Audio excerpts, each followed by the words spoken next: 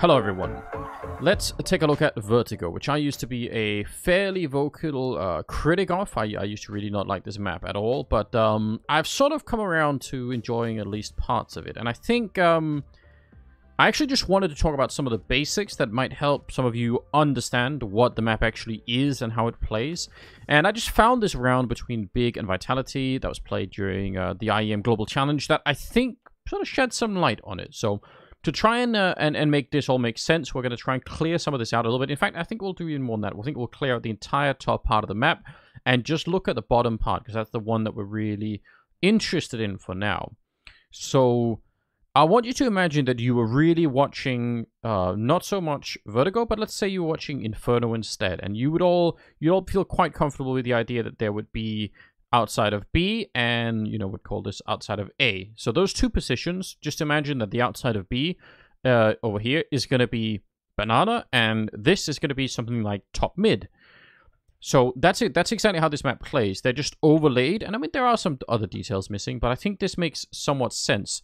Now, if we were watching Inferno, you wouldn't be surprised and you wouldn't be confused about the fact that the T side would want to control banana and top mid and try and, you know, put some pressure on both those positions so that it would be very hard for the CT side to actually know what was happening. And I think that's exactly what Big are doing in this game, and everyone is really doing, but this just illustrates it really nicely. So yeah, they're going to go take a fight over here against RPK, which they win, and then there's a long time when no one dies. But just look at how they're just holding these two positions and holding them for a long time, waiting, and then, you know, Tizin's going to pop back in here, and he's just sort of like juggling around through middle. He disappears when he goes upstairs because we only have the bottom part here. But eventually, when they've sort of, you know, they're going to push up here over, they're going to start to make some noise over at the A side. Tizin is going to come back. He's going to throw a smoke that lands all the way over here.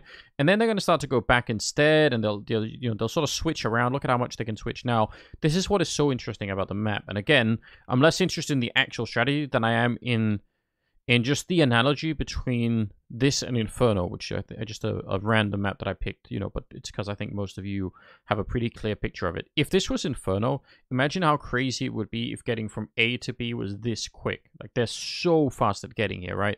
It takes just no time at all to run from one side to the other.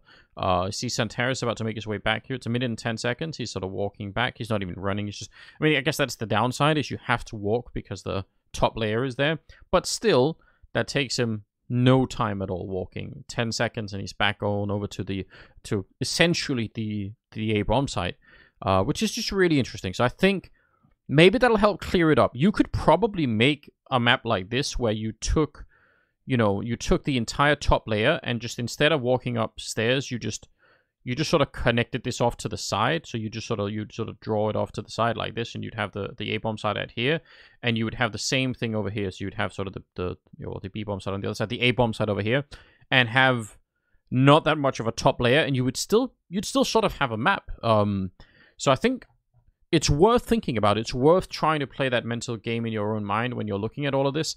Just imagine that they're not actually really playing on a double layer map. They're just, you know, they're just the T side of the map, which on Inferno is at the same level as everything else. That's just being played on the bottom level, and then the CT level is sort of the level above. And I think it makes some sense, and I think it helps to illustrate some of what people do on this map. And we'll try and go into more details in a future video. But I just thought that was really fun to think about. And Nuke is exactly the same way, although maybe a little bit more complicated. But still, these double-layered maps, I think they can be a real problem, and they can be real confusing, but ultimately, I think they're actually quite fun. I'm kind of warming up to both, well, Nuke I've always loved, but at least to Vertigo, a little bit. I'll catch you in the next video. Leave a comment or share or whatever it is people do, and I'll see you soon.